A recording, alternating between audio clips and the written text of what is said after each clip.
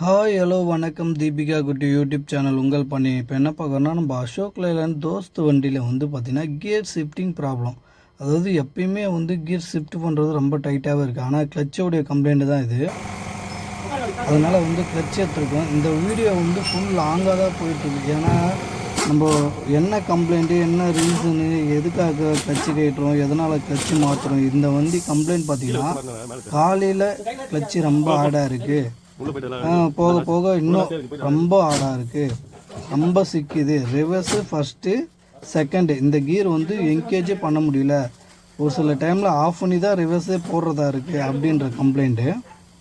சரி ஓகேன்னு சொல்லிட்டு கிளச்சு மூவிங் பார்த்திங்கன்னா நல்லா இருந்தது, சாஃப்டாக இருக்குது கிளச்சு, கொஞ்சம் மூவிங் நல்லா இருக்குது. எதனால் இந்த கம்ப்ளைண்ட்டு என்ன எதுவும் ரெட்டிஃபை பண்ண முடியல. ஆனால் கிளச்சு பார்த்திங்கன்னா வண்டி பார்த்திங்கன்னா ஒரு 50,000 கிலோமீட்டர் வரைக்கும் ஓடி இருக்குது. சரி ஓகே, கிளச்சு வந்து வான் அவுட் ஆகலை, பட் ஆனால் கவர் அசம்பிளி ஏதோ கம்ப்ளைண்ட் இருக்குதுன்னு மட்டும் ரெட்டிஃபை பண்ணோம். சரி இதனால் என்ன பண்ணலாம்னு சொல்லிட்டு பார்த்துட்டு இருந்தோம். சரி கிளச்சு தான் ஃபஸ்ட்டு கழட்டி பார்க்கணுன்னு சொல்லிட்டு சுத்து போல்ட் எல்லாத்தையும் கழட்டிகிட்டு இருக்கோம். ஜாயிண்ட்டு கழட்டிட்டோம்.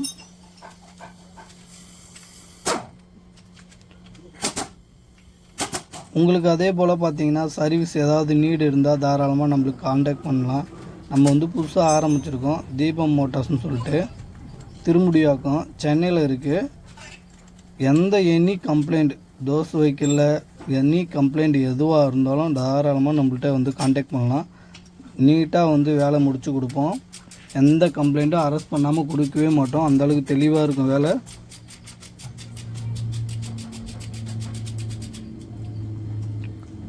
கியர் கேபிள் வந்து அவுத்துட்ருக்காப்புல.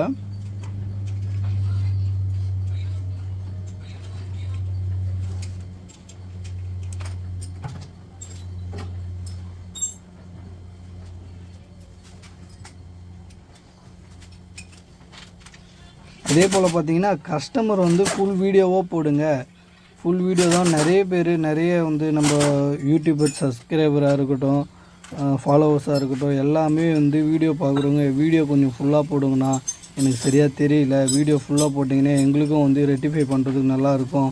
கஸ்டமர் சைட்லேருந்து பார்த்தீங்கன்னா ஒரு ஒர்க் ஷாப்பில் போய்ட்டு ஒரு சர்வீஸ் சென்டரில் வண்டியை விட்டுட்டு என்ன கம்ப்ளைண்ட்டுன்றதை நம்ம ரீசனாக சொல்ல முடியும் அப்படின்ற மாதிரிலாம் சொல்லிகிட்ருக்காங்க. சரி ஓகே, நம்ம நீட்டாகவே போடுவோம். ஏன்னா நிறைய பேருக்கு கிளச்சு கம்ப்ளைண்ட் தான் வந்துட்டுருக்கு. கிளச்சு வந்து பார்த்திங்கன்னா ஒரு 30,000 தான் ஓடி இருக்கும், ஆனால் ரொம்ப ஆடாக இருக்கும். என்ன ரீசன்னு பார்த்திங்கன்னா வண்டி வந்து ஆனால் லோடே அதிகம் ஓட்டவே மாட்டோம். நாங்கள் வந்து வாரத்துக்கு 3 லோடு தான் அடிப்போம், அந்த மாதிரி இஷ்யூ. அதெல்லாம் பார்த்திங்கன்னா தண்ணி உள்ளே போயிட்டு ரெஸ்ட் ஆகிட்டு அந்த கவர் அசம்பிளி வந்து ரொம்ப ஆடாகிடும். அதாவது ரன்னிங் வண்டி வந்து தெரியாது பார்த்திங்கன்னா. இப்போ இந்த வண்டியில் என்ன கம்ப்ளைண்ட்டுன்னு பார்த்தீங்கன்னா உள்ளே வந்து ஏதோ வேஸ்ட்டு கிளாத்து வந்து தொடச்ச கிளாத்து ஏதோ கியர் பாக்ஸ்க்குள்ளே போயிட்டு லாக் ஆகிட்டு ஃபுல்லாக சுற்றிட்டு லாக் ஆகிட்டு, இதனால தான் அவங்களுக்கு கியர் கம்ப்ளைண்ட் இருந்திருக்கு. ஃபுல்லாக சுற்றிட்டு இருந்தது கியர் வந்து, இதனால தான் அவங்களுக்கு கம்ப்ளைண்ட் இருந்துகிட்டே இருக்குது. ஃபஸ்ட்டு கியரு செகண்ட் கியரு ஒரு சில டைமில் ரொம்ப கஷ்டமாக இருக்குது, ரொம்ப அவஸ்தைப்பட்டார் கஸ்டமர். சரி ஓகேண்ணா, என்னண்ணா வண்டி மூவிங் நல்லா இருக்குது, கிளச்சு தேவையில்லை, இப்போ போய் இறக்க சொல்கிறீங்கன்னு நான் கஸ்டமர்கிட்ட கேட்டேன். இல்லைப்பா, எனக்கு இதுக்கு மேலே முடியல, தயவுசெய்து இறக்கி எனக்கு வேலை பார்த்து கொடுத்துரு, நான் கிளச்சு பிளேட்டு தேவையில்லை, நான் வந்து ட்ரையல் பார்க்கல சொல்லிட்டேன், கிளச்சு பிளேட்டு தேவையில்லை, கவர் அசம்பிளி தான் கம்ப்ளைண்ட் இருக்குது அப்படின்னா. சரி ஓகே இறக்குன்னாரு. இறக்கி பார்த்ததில் பார்த்தீங்கன்னா உள்ளே வந்து வேஸ்ட் மாட்டிருக்கு. இன்னும் ஒரு 10,000 15,000 வந்து கம்ப்ளைண்ட்டு. வண்டி வந்து நல்லாவே ஓடி இருக்கும். அவர் ஓட்டினதுக்கு கம்ப்ளைண்ட்டே இல்லை, சொல்லப்போனால் நீட்டாக இருந்திருக்கு. ஏன்னா பிளேட் வந்து எப்படி பார்த்தாலும் ஒரு 50% தான் தேஞ்சிருக்கு, இன்னும் ஒரு 50% இருக்குது. இன்னும் எப்படியும் 20,000 ஓடி இருக்கும் கிளச்சு, அந்த மாதிரி தான் இருக்குது. அதே போல் சுத்து போல்ட்டு கழட்டக்குள்ளே பார்த்திங்கன்னா ஃபுல்லாக வந்து தட்டி தான் கழட்டும். ஏன்னா கொஞ்சம் வந்து லாக் ஆகின மாதிரி இருக்கும். லைட்டாக தண்ணியில் தலை மேலே ஒரு சுற்றி எடுத்து ஒரு ஒரு பஞ்சு வச்சு தட்டினோம்னா சுத்து போல்ட் எல்லாம் லூஸ் ஆகி, கொஞ்சம் அடித்தோம்னா கொஞ்சம் லூஸ் கொடுக்கும். சுத்து போல்ட் எல்லாம் கழட்டிடுவோம்.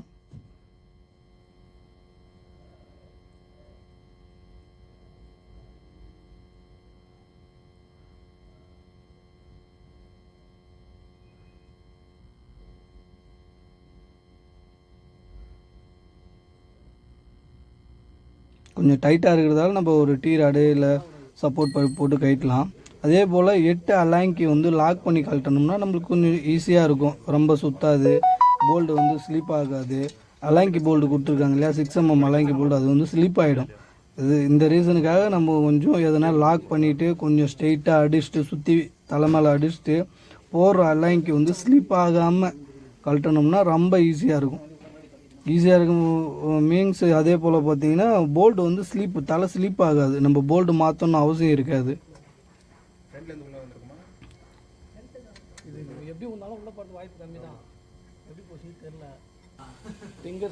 வீடியோ வந்து லென்த்தாக தான் போயிட்டுருக்கோம். நிதானமாக பார்த்தீங்கன்னா என்ன பண்ணுறாங்க, என்ன இஷ்யூ, என்ன கம்ப்ளைண்ட்டுன்றது நீட்டாக தெரிஞ்சுக்கலாம். பார்த்தீங்கன்னா ப்ளேவில் வந்து நல்லா தான் இருக்குது. ப்ளேவில் எந்த ஒரு கம்ப்ளைண்ட்டுமே இல்லை. பிடிச்சி ஒன்னதோ கிராக் விழுந்ததோ எதுவுமே இல்லை, நீட்டாக இருக்குது. கவர் அசம்பிளி மட்டும்தான் ரொம்ப ஆடாக இருக்குது.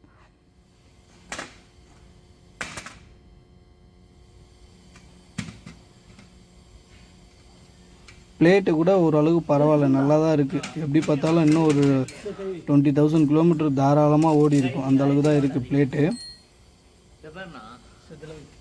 இந்த துணி மாட்டினதால் தான் பிரச்சனை. பைலட் பேரிங் நல்லா இருக்குது.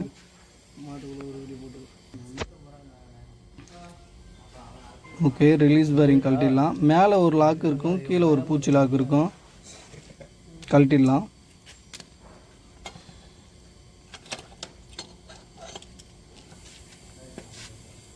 நம்ம யூடியூப் கஸ்டமர் எல்லாமே பார்த்திங்கன்னா யூடியூப்லேருந்து கால் பண்ணுறவங்க எல்லாமே எனக்கு எந்த ஒரு கம்ப்ளைண்ட்டையுமே வந்து ரெக்டிஃபை சரியாக பண்ண முடியலண்ணா, ஒயரிங் கம்ப்ளைண்ட் நிறைய வந்துட்டுருக்குண்ணா, ஒயரிங் என்ன பண்ணலாம், பேட்ரி வோல்டேஜ் இவ்வளோ தான் வருது, அதுக்கு என்ன பண்ணலாம், இந்த மாதிரிலாம் கேட்டுட்ருக்காங்க. பூட்டு லைட்டாக தான் கட் ஆகிருக்கு, அதுக்குள்ளே மட்டும்தான் போயிருக்கணும். எப்படி கிளாத் உள்ளே போச்சுன்னே ரீசனே தெரில. ஏன்னா உள்ளே வந்து பெல் ஹவுசிங் இருக்குது, அதுக்கப்புறம் நம்ம வெளியே ஹவுசிங் இருக்குது. இந்த ஹவுசிங்குள்ளே எப்படி கிளாத்து போச்சுன்னு தெரியல. நல்லா கனமான பனியன் கிளாத் மாதிரி இருக்குது. சைடில் ஃபுல்லாக போயிட்டு லாக் ஆகிட்டு கியர் கம்ப்ளைண்ட், அதனால தான் சிக்கிருக்கு. ப்ளேவில் வந்து நம்ம லைட்டாக தேய்ச்சி எடுத்துட்டோம் எம்ரி போட்டு. ஏன்னா கம்ப்ளைண்ட் எதுவும் இல்லை, அதனால் எம்ரி போட்டாலே போதும்.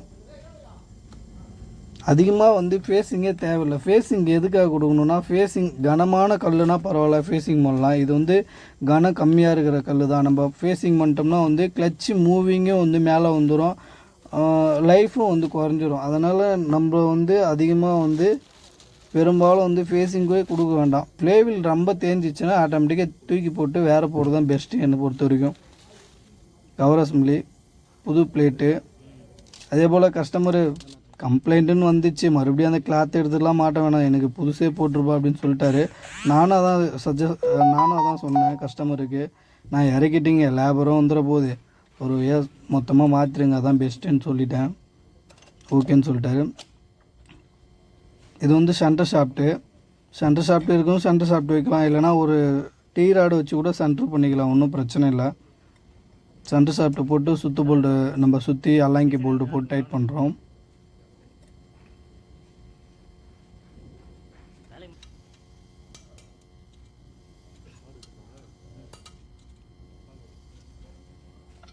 அதே போல் 8 அலாங்கி போட்டு 6mm அலாங்கி வச்சு நல்லா இழுத்து டைட் பண்ணோம்னா லாக் ஆகிடும். இல்லை ஏர் அடித்து க்ளீன் பண்ணிடலாம்.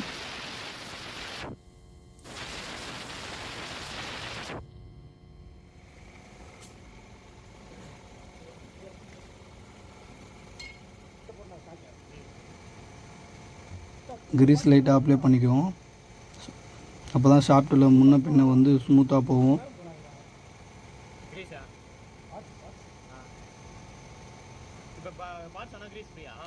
அதிகமாக அதே போல் பார்த்திங்கன்னா தோஸ்த் வண்டியில் எலக்ட்ரிக்கல் இஷ்யூ இந்த மழை டைமில் தான் அதிகமாக வருதுன்னு சொல்கிறாங்க. அதே போல் நம்மளுக்கும் கால் பண்ணி சொல்கிறாங்க, லைட்டாக நல்லா தான் வந்தது, நைட்டு விட்டோம், காலைல ஸ்டார்ட் ஆகலை. அது என்னென்னா, நைட்டு வந்து ரன்னிங்கில் வந்து விட்டுட்டு காலையில் ஸ்டார்ட் பண்ணக்குள்ளே அந்த மழை தண்ணிலாம் வந்து உப்பு பூத்த மாதிரி ஆகிடும். ரன்னிங்லேயே இருக்கக்குள்ளே என்ன ஆகுனா தண்ணி ட்ரெயின் ஆகிடும். அந்த உப்பு பூத்த எனாமல்லாம் வந்து கப்ளரில் டிஸ்கனெக்ட், அந்த ஒரு பட்டை கப்ளர் ஒன்று இருக்குது, காப்பி கலரில் இருக்கும். அந்த கப்ளரில் வந்து ப்ளஸ்ஸு மைனஸு ஷார்ட்டரில் போகக்கூடிய ஒரு லைனு, அது வந்து எனேபிள் ஆகிடும், அதாவது டிஸ்கனெக்ட் ஆகிடும். இதனால் என்ன ஆகுனா, நீங்கள் கிராங்க் பண்ணி கீழேன்னு வந்துடும், ஆனால் கிராங்க் பண்ணால் ஸ்டார்ட் ஆகாது. கம்ப்ளைண்ட் பார்த்தீங்கன்னா அதுதான் ரீசனு, வேறு எதுவுமே கிடையாது. அந்த கப்ளரை கழட்டிட்டு ஏதாவது ரெஸ்ட் ஆஃபோ எலக்ட்ரிக்கல் ஸ்ப்ரேவோ அடித்து போட்டோம்னா சரியாயிடும். வேறு எதுவும் கம்ப்ளைண்ட் இல்லை. வண்டியில் பெரும்பாலும் வந்து வண்டியில் என்னன்னு நம்ம ரெக்டிஃபை பண்ணிட்டாவே பாதி கம்ப்ளைண்ட் வந்து அரெஸ்ட் ஆகிடும். வேறு எதுவுமே கிடையாது. அழகாக நீட்டாக தூக்கி சுத்து போல்ட் அடித்தாச்சு, ஜாயிண்ட் தூக்கி டைட் பண்ணிட்டோம்.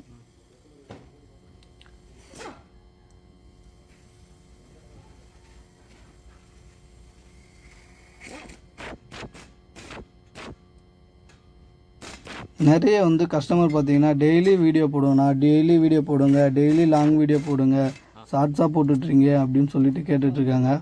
நம்மளால் வந்து ஒர்க்கு தான் மஸ்ட்டு வந்து நம்ம ஒர்க்கு தான் பார்க்க முடியும். அதுக்கப்புறம் தான் நெக்ஸ்ட்டு சுத்து போல்ட்டெல்லாம் டைட் பண்ணிட்டோம். கியர் பாக்ஸ் பெட்டு சுத்து போல்ட்டு போட்டுட்ருக்கோம்.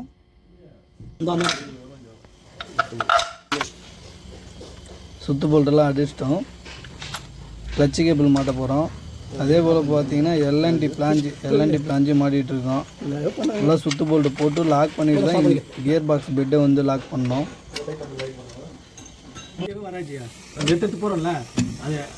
ஃபஸ்ட்டு வந்து கியர் பாக்ஸில் டாப்பில் இருக்கிற சுத்து போல்ட் எல்லாத்தையும் டைட் பண்ணிடுவோம். ஆப்போசிட் டைட் பண்ணாலே சீட்டிங் ஆகிடும். ஏன்னா நம்ம ஏற்றக்குள்ளே வந்து ஃபுல்லாக போய் உட்காந்துச்சு. சுத்து போல்ட்டு மேலே கீழே எல்லாத்தையும் அடிச்சுட்டு கியர் பாக்ஸ் பெட் போல்ட்டையும் டைட் பண்ணிட்டோம். அடுத்தது கியர் கேபிளுக்கு 3 போல்ட்டு 10 mm வரும். அது வந்து கரெக்டாக லாக் பண்ணணும், இல்லைனா லூஸ் ஆகிடும். ஏன்னா நம்ம அடிக்கடி யூஸ் பண்ணுறதால அது வந்து கண்டிப்பாக கம்ப்ளைண்ட் வந்துடும். நல்லா டைட் பண்ணிடணும். எல்என்டி பிளாஞ்சு மாட்டியாச்சு. மாட்டிட்டு நல்லா லாக் பண்ணிட்டோம். காட்டுக்கு போடுறோம். ஷிஃப்ட் செலக்ட் 2 கேபிளுமே வந்து அழுத்தி மாட்டணும். கிளட்சி கேபிள் வந்து எடுத்துருவோம். அதை எடுத்துருவோம். காற்று கழட்டிட்டு கிளட்சி கேபிள் எடுத்துட்டு நெக்ஸ்ட்டு வந்து கிளட்சி கேபிள் புதுசு போடணும். பழைய கேபிள் எடுத்தாச்சு, புது கேபிள்.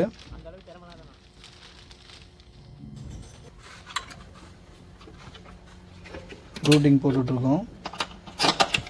அதே போல் கிளட்சி வந்து கரெக்டாக ரூட்டிங் போடலனா கூட கொஞ்சம் கிளட்சி ஆடாக இருக்கும். நீட்டாக வந்து எங்கே லாக் பண்ணணுமோ அங்கே லாக் பண்ணி நீட்டாக போட்டிங்கன்னா கிளட்சி கம்ப்ளைண்ட் வராது. கிளட்சி கேபிள் அதாவது கிளட்சி ஆடாகிற கம்ப்ளைண்ட் வராது. எங்கேயும் ரப் ஆகாது. எங்கன்னா சைடில் ரப் ஆகி அதில் தண்ணி போனாலும் கிளட்சி வந்து ஆடாக தான் செய்யும். கிளட்சி கேபிள் ரூட்டிங் போட்டோம். காற்று போட்டுடலாம். கிளட்சி ப்ரீப்ளே அதாவது கிளட்சி +or-5ன்னு சொல்லுவாங்க. அந்த ப்ரீப்ளே வந்து கண்டிப்பாக கிளட்சியில் இல்லைன்னா வான் அவுட் ஆகிடும். கிளட்சி வந்து சீக்கிரம் தேய ஆரம்பிச்சிடும். பார்த்திங்கன்னா இதுதான் ஃப்ரீ ப்ளே. கம்பல்சரி வந்து கிளட்சி படலில் ப்ரீப்ளே இருக்கணும். கிளட்சியாக இருக்கட்டும், பிரேக்காக இருக்கட்டும், கண்டிப்பாக எல்லாத்துலேயுமே வந்து ப்ரீப்ளேன்றது ஒன்று இருந்தால் தான் அதனுடைய மூமெண்ட்டும் வந்து கரெக்டாக இருக்கும். கிளட்சி லாக் பண்ணிட்டோம். Thank you for all. எல்லாருமே வந்து நம்ம வீடியோ ஃபாலோ பண்ணுறீங்க, சப்ஸ்கிரைப் பண்ணுங்கள், பக்கத்தில் பெல் ஐக்கான் அழுத்துங்க. அப்போ தான் நான் போடுற ஒவ்வொரு வீடியோவும் உங்களுக்கு நோட்டிஃபிகேஷன் வரும். அதே போல் எனி வெஹிக்கிள் சர்வீஸ் வேணும்னா தாராளமாக கான்டாக்ட் பண்ணலாம். Thank you for all.